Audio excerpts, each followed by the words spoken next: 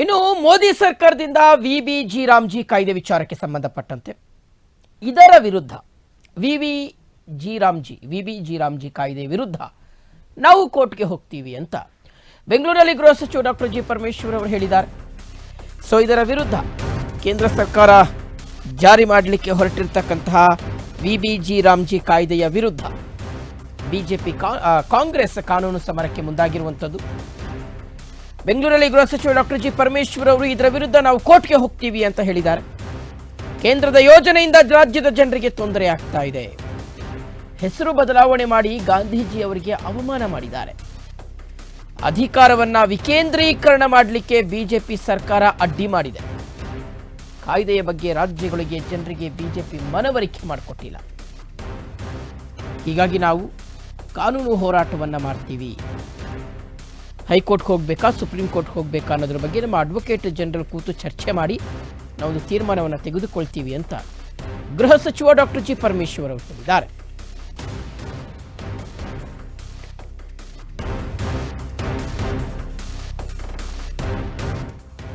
ಕೋರ್ಟಿಗೆ ಹೋಗ್ಬೇಕು ಅನ್ನೋದು ಒಂದು, ಮತ್ತು ನಾವು ಇಡೀ ರಾಜ್ಯದಲ್ಲಿ ಪ್ರತಿಭಟನೆ ಮಾಡಿ ಜನಸಮುದಾಯಕ್ಕೆ, ಸಾಮಾನ್ಯ ಜನರಿಗೆ, ಯಾರು ಕೂಲಿ ಕಾರ್ಮಿಕರು ಆ ಒಂದು ನರೇಗಾ ಯೋಜನೆಯ ಫಲ ಪಡಿತಾ ಇದ್ರು, ಯಾರು ಫಲಾನುಭವಿಗಳಿದ್ದಾರೆ, ಅವರಿಗೆಲ್ಲ ಏನ್ ತೊಂದರೆ ಆಗಿದೆ ಅವರಿಗೆಲ್ಲ ತಿಳಿಸ್ಬೇಕಲ್ಲ.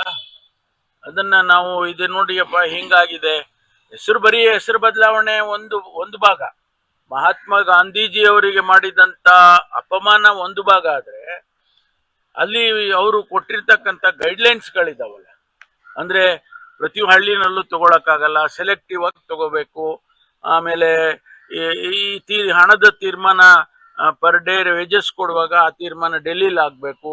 ಆಮೇಲೆ ಆಕ್ಷನ್ ಪ್ಲಾನ್ಗಳೆಲ್ಲ ಡೆಲ್ಲಿಯಲ್ಲಿ ಅಪ್ರೂವ್ ಆಗ್ಬೇಕು. ಈ ತರದ್ದೆಲ್ಲ ನಾವು ಅವ್ರಿಗೆ ಹೇಳ್ಬೇಕಲ್ಲ, ನೋಡ್ರಪ್ಪ ಹಿಂಗಾಗ್ತಾ ಇದೆ, ನಿಮ್ಮೂರಲ್ಲಿ ಕೆಲಸ ತಗೋಬೇಕು ಅಂದ್ರೆ ಡೆಲ್ಲಿಯಿಂದ ತೀರ್ಮಾನ ಆಗ್ಬೇಕು, ನಾವೆಲ್ಲ ಮಾಡಕ್ಕಾಗಲ್ಲ ಅಂತ ಹೇಳ್ಬೇಕಲ್ಲ ಅವ್ರಿಗೆಲ್ಲ.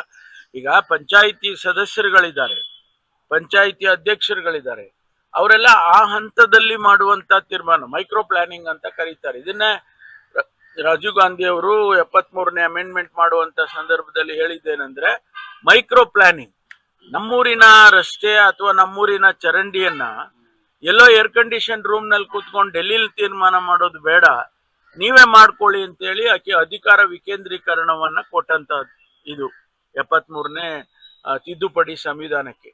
ಅದನ್ನ ಈಗ ತಗೊಂಡು ಡೆಲ್ಲಿಗೆ ಇಟ್ಕೊಳ್ಳೋದಾದ್ರೆ ಮತ್ತೆ ಯಾಕೆ ನಾವು ಈ ಅಧಿಕಾರನ ವಿಕೇಂದ್ರೀಕರಣದ ಮಾತಾಡಬೇಕು?